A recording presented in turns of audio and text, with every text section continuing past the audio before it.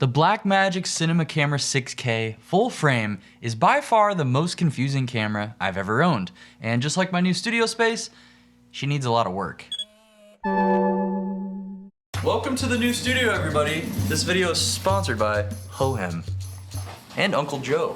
Hey. Before the video, really quick, let's talk about this Hohem iSteady M7 AI-powered phone gimbal.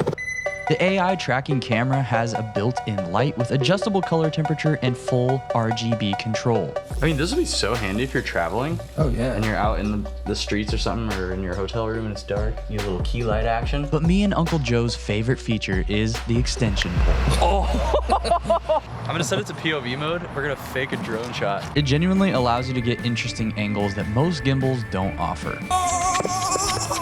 In terms of stabilization, this thing is so dang smooth. It's like ridiculously stable. Holy crap. I bet I look really cool.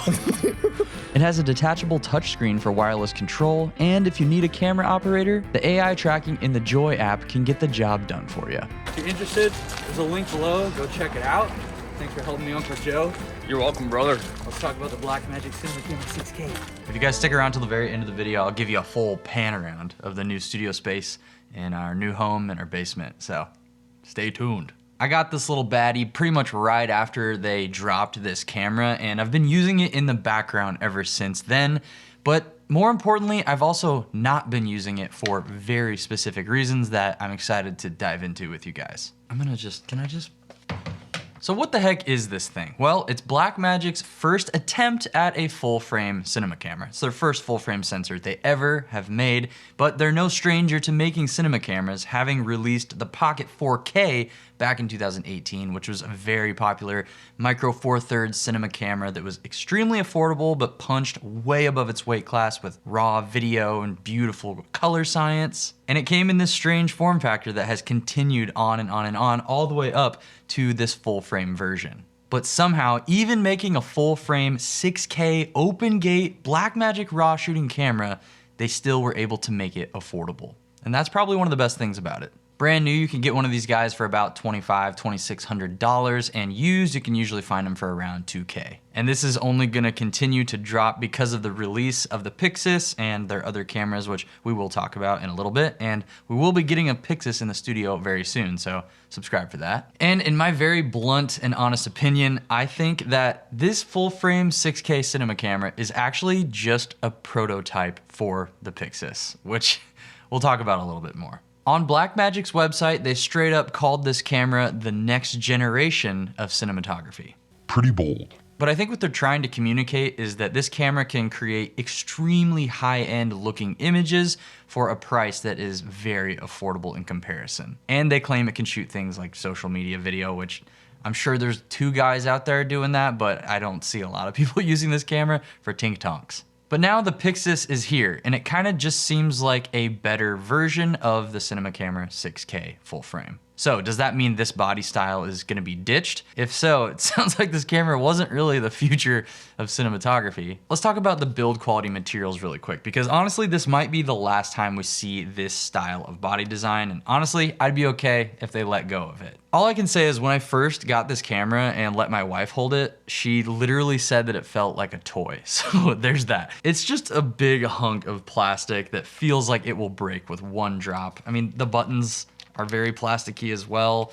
There's no even cold shoe on the top of the camera. The screen is really, really nice and bright. I like that it tilts out like this. I kind of wish it would flip all the way up as well for us insane chronically online folks that need to film ourselves all the time. Other than that, it does have a lot of handy ports like full-size HDMI, headphone, microphone, mini XLRs, USB-C. But within the Toys R Us body is this beautiful 24 by 36 millimeter 6K open gate full frame sensor with Gen 5 Blackmagic color science that just looks freaking incredible. At the end of the day, the images from this camera look awesome. There's just something special about Blackmagic cameras. I own the Ursa G2 4.6K and I really missed that camera. It was Super 35, but the images were just absolutely glorious. And the same goes for this camera and pretty much all Blackmagic cameras. They just have an organic, filmic looking style of color and image quality that's really hard to beat, especially for the price. I don't think you can beat it. On the side of the camera, you do have a single CF Express card slot, so you can store quite a bit of footage on this, and you're gonna need quite a bit of storage because it only shoots in Blackmagic RAW, so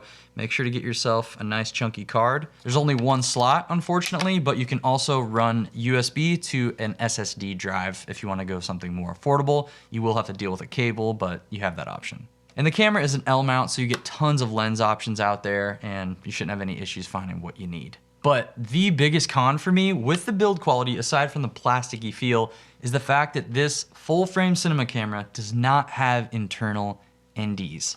And I just don't think it's a size limitation because they could have made the front even chunkier. It's already a weird chunky body anyway. Their 6K Pro camera, which was Super 35, had NDs, and that would have been extremely convenient for this camera because now it's just one extra thing you gotta screw onto the front of your lens. Maybe that's how they keep it cheap. Now let's talk about photography performance. There's a photography button right there. I'm pretty sure it just shoots screenshots of whatever your frame is. But it does look like this, so that's kind of cool.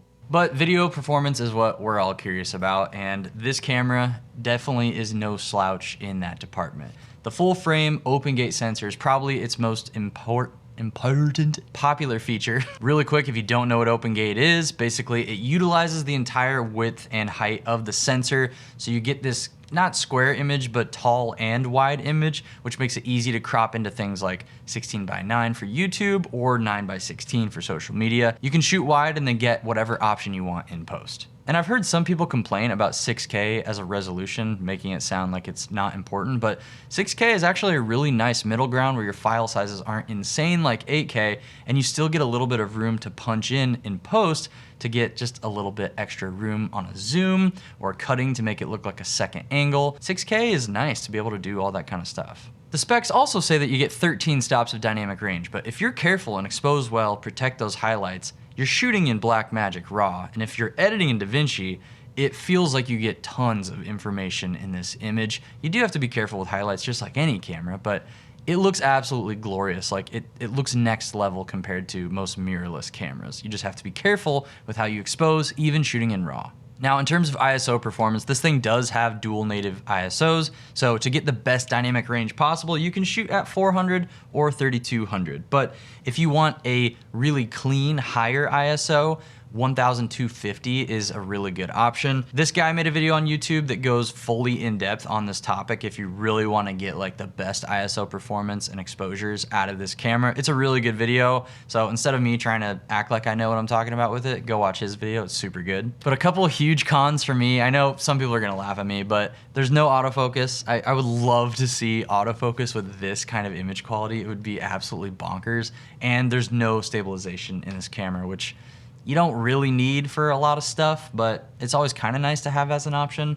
So if you're hoping to get those things out of this camera, you need to look elsewhere for sure. Look at something like a Sony or a Lumix. And another huge con for me is the battery life. It is absolutely atrocious in this camera. I can't believe how bad the battery is still in these cameras. Like, I wish they would have learned all the way back when they made the original pocket cinema camera, which I did a video on. It was super fun interviewing Bob from Blackmagic. Go watch that video, it's awesome. Sick brag, whatever. But the battery life on this is genuinely so bad, which is why you pretty much have to shoot with this extended grip. I've explained it in a video before, but basically, once the battery in your camera dies, the one that sits in the camera body, you have to unscrew this grip, swap out that battery, and then put the grip back on just to get the camera to turn on. If this battery dies, even though you have full batteries in the grip, it doesn't power the camera. It makes no sense why they didn't just develop a better system or just make the camera this big and go like 1DX2 style where this is just giant batteries in here. I have no idea what they were thinking, which is another reason it just feels like a plastic prototype camera that they sold to people.